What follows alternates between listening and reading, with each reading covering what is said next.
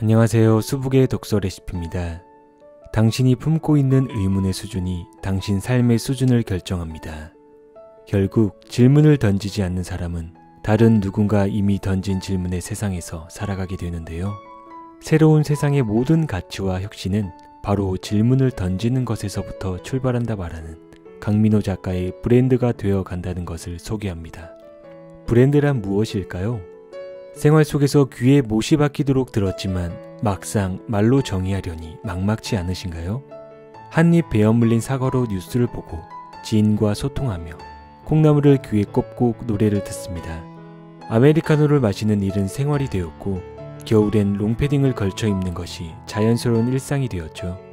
일상에 자연스럽게 녹아든 우리의 삶을 정의하고 상식이 되어버린 소소한 영향력이 아닌 지배력을 보이는 것을 우리는 브랜드, 그리고 브랜드 파워라 부릅니다. 그렇다면 여러분의 브랜드는 무엇인가요? 사람들은 사람들이 존경하는 일을 존경합니다. 사람들은 사람들이 인정하는 브랜드를 인정합니다. 제일 먼저 당신의 브랜드를 사랑해줄 사람을 어디에서 찾아야 할까요? 그 브랜드의 첫 번째 고객은 과연 누구일까요? 고민할 필요도 없습니다.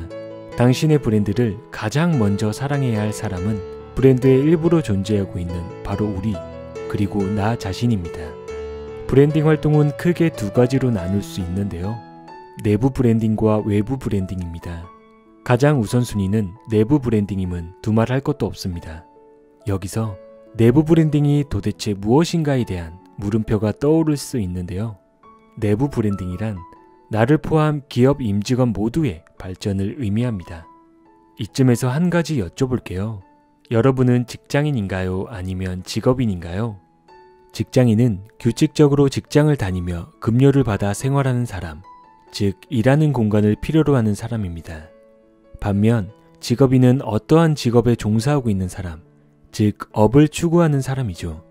비슷해 보이는 말장난으로 보일 수 있겠으나 전혀 다른 의미입니다.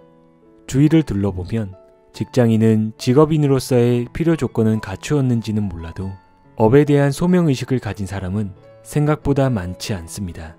직업인은 시간이 지날수록 회사에서 자율성과 권한을 부여받는 반면 직장인은 일이 내 삶과 자유를 지배하기 시작합니다.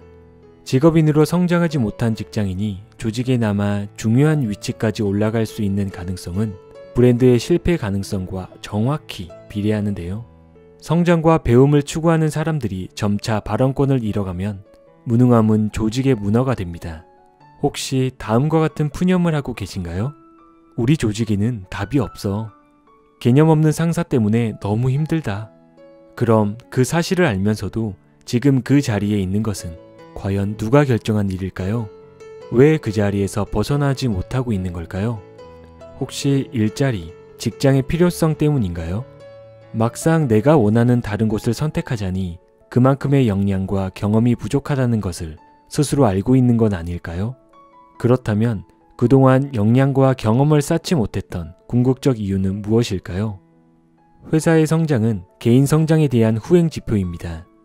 개인이 성장하면 회사는 반드시 성장합니다.